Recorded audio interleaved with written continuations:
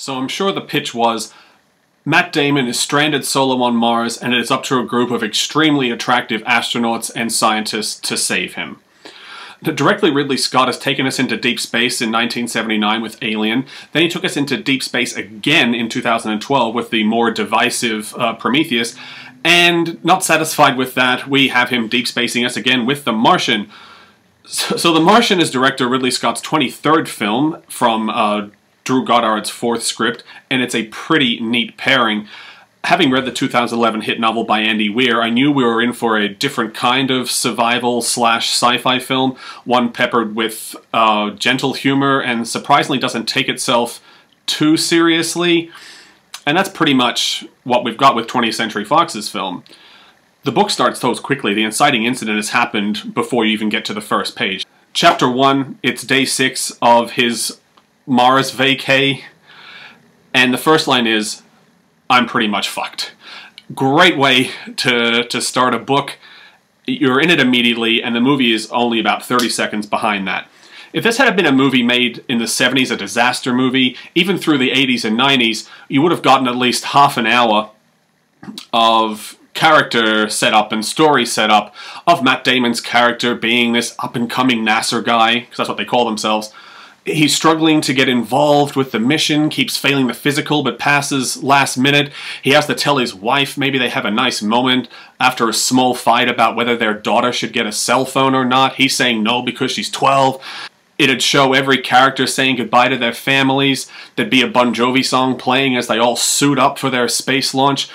But not Ridley Scott's The Martian. Title card comes up. The soundtrack, which sounds a lot like Total Recall's, ominously peaks, and we're on Mars. Boom.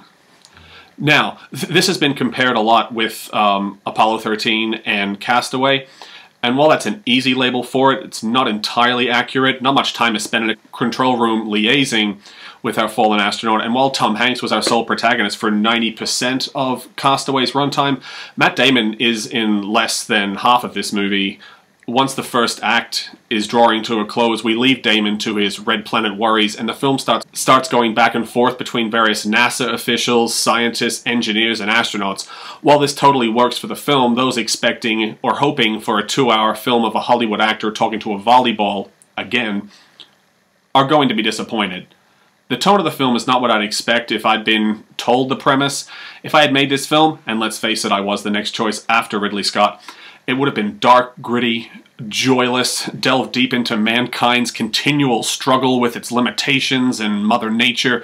It would have been doom and gloom and kicked ass, and it would have grossed $2 million opening weekend, because in my version, Matt Damon's face was still on the poster. But it doesn't do that. Thankfully, this was made by Ridley Scott, who made the story exciting, fun, often joyous to watch, and really celebrated mankind as a species, celebrated our drive for excellence, for survival, the literal value of human life, as NASA's attempts to get Matt Damon back must have cost a fortune, and overcoming impossible obstacles in the face of adversity to reach our next unattainable goal. It's really quite inspiring. Instead of making this dark and serious and brooding epic, Ridley Scott and Drew Goddard use every opportunity to bring us levity and humor and excitement. Now, if I had to find a gripe with The Martian, it would be that we really don't get to see how shitty it is for Damon's character on Mars. We don't spend enough time with him, I think. I would have wanted more with his character, like EGO4's character in 12 Years a Slave. And spot on, this movie has a cast you can set your watch to. It's crazy. Jeff Daniels, Chiwetel Ejiofor, Sean Bean, Kristen Wiig. Kristen Wiig is in this movie. What's she doing in it? I don't know, but she's awesome in it. Kate Mara, the more attractive Mara sister, but the less talented one. Donald Glover, Jessica Chastain, Michael Pena. It's nuts. The directing and editing are top-notch. There isn't a frame wasted. This movie is a pretty darn solid triumph. 7.5 out of 10.